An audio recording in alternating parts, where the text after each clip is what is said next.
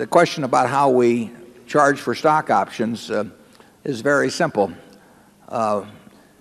If we look at what a company issues in options over, say, a 5-year period, and divide by 5 because the grants are irregular, or whatever's, if there's some reason why that seems inappropriate, we might use something else. But we try to figure out what the average option issuance is going to be.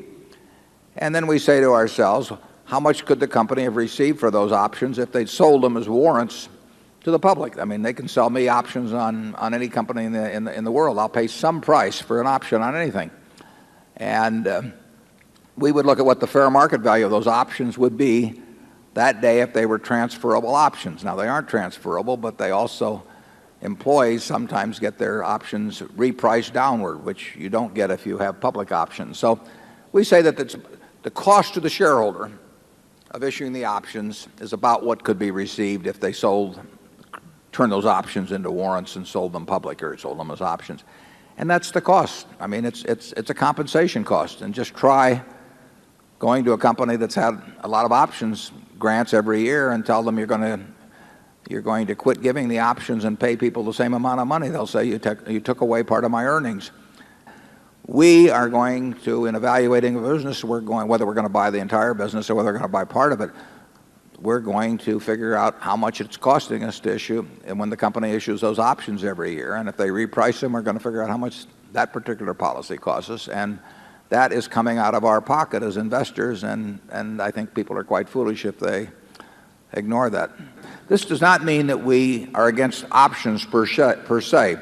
If Charlie and I died tonight and you had 2 new faces up here who didn't have the benefit of having bought a lot of Berkshire a long time ago, and they had responsibility for the whole enterprise, it would not be inappropriate to pay them in some way that was reflective of the prosperity of the whole enterprise.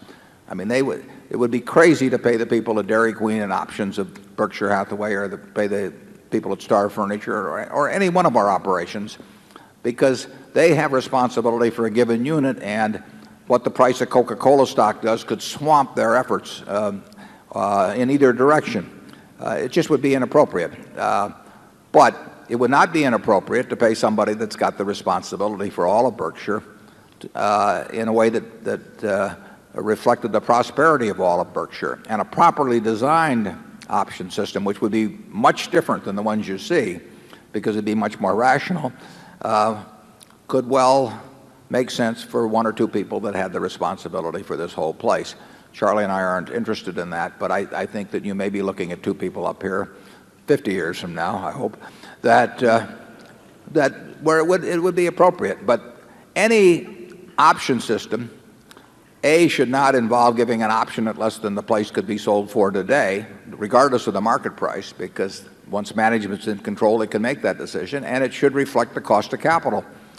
And very, very few systems reflect the cost of capital. But if we're going to sit here and plow all the money back every year into the business, and you're, in effect, use your earnings interest-free to increase our own earnings in the future, we think there has to be a cost of capital to have a properly designed option system.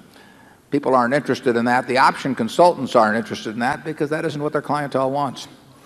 Charlie, you probably wound up a little more now on this too, aren't you? No, I've wound up enough. Okay. We'll go to zone 11.